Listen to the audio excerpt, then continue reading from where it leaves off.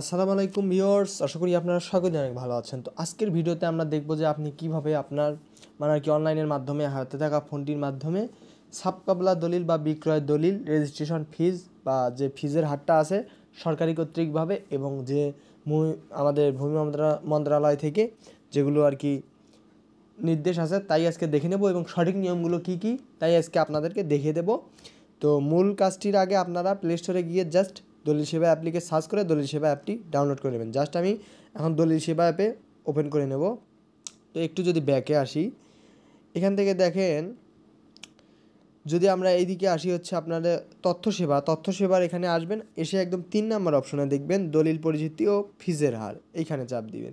আবার এখানে দেখেন ফিজের হার, মানে যেগুলো ফিজ আছে বাংলাদেশে, আস্তে আস্তে ইনশাল্লাহ আমি আপনাদেরকে সবগুলো দেখিয়ে দেব।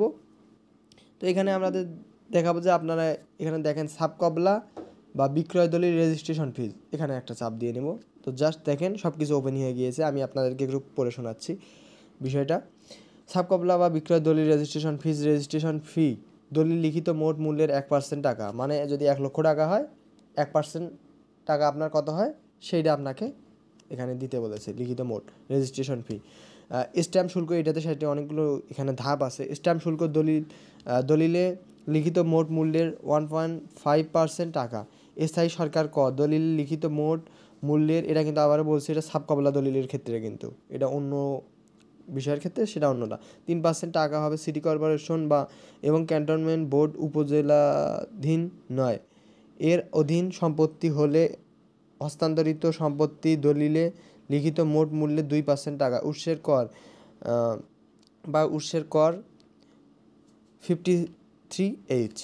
গাজীপুর, নারায়ণগঞ্জ, মুন্সিগঞ্জ, মানিকগঞ্জ, নরসিংদী, ঢাকা ও চট্টগ্রাম জেলা রাজধানী উন্নয়ন কর্তৃক রাজুক এবং চট্টগ্রাম উন্নয়ন কর্তৃক CDA ব্যতীত এবং যে কোনো সিটি কর্পোরেশন, ঢাকা উত্তর সিটি কর্পোরেশন ও ঢাকা দক্ষিণ সিটি কর্পোরেশনের মধ্যে ব্যতীত এবং ক্যান্টনমেন্ট বোর্ড 6%, মানে এগুলোর ভিতরে থাকলে সেটার কথা বলছে 6%।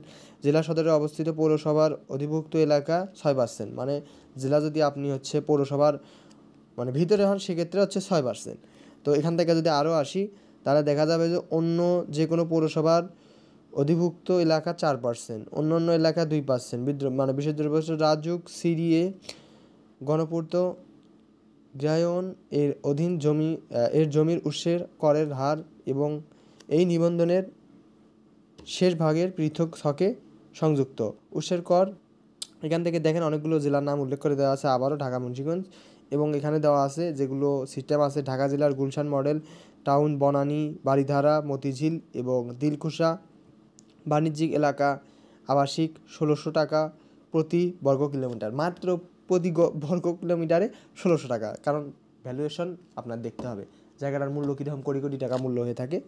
তো বাণিজ্যিক জায়গার ক্ষেত্রে একটু বেশি, ব্যবসায়িক জায়গা যেহেতু 6500 টাকা প্রতি বর্গ কিলোমিটার। এটা হিসেবে আপনি জমির যে মাপটা আসে বা এর অন্তর্ভুক্ত হলে আপনি পুরো এই চার্টটা একটু পড়ে নেবেন। এই চার্টের ভিতরে যদি হয় তাহলে হয়তো বা আপনার সাবকবলা দলিল করতে রেজিস্ট্রেশন করতে কত টাকা খরচ হবে আপনি সেটি বুঝতে পারবেন সঠিকভাবে। এবং আজকের ভিডিওটি এটাই ছিল। আর আপনারা এখান থেকে বোঝার চেষ্টা করবেন যে আসলে আপনার খরচটা কীরকম পড়তে পারে বা কীরকম হতে পারে। তো আজকের ভিডিও এটি ছিল।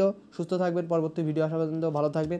আর আমাদেরকে যদি কমেন্ট করেন আমরা পরবর্তীতে ওই কমেন্টের রিপ্লাই অনুযায়ী আপনাদের ভিডিও করার চেষ্টা করব। তো আজকে আমি এখানেই বিদায় নিচ্ছি। ততক্ষণ পর্যন্ত সুস্থ থাকবেন, ভালো থাকবেন। আসসালামু আলাইকুম।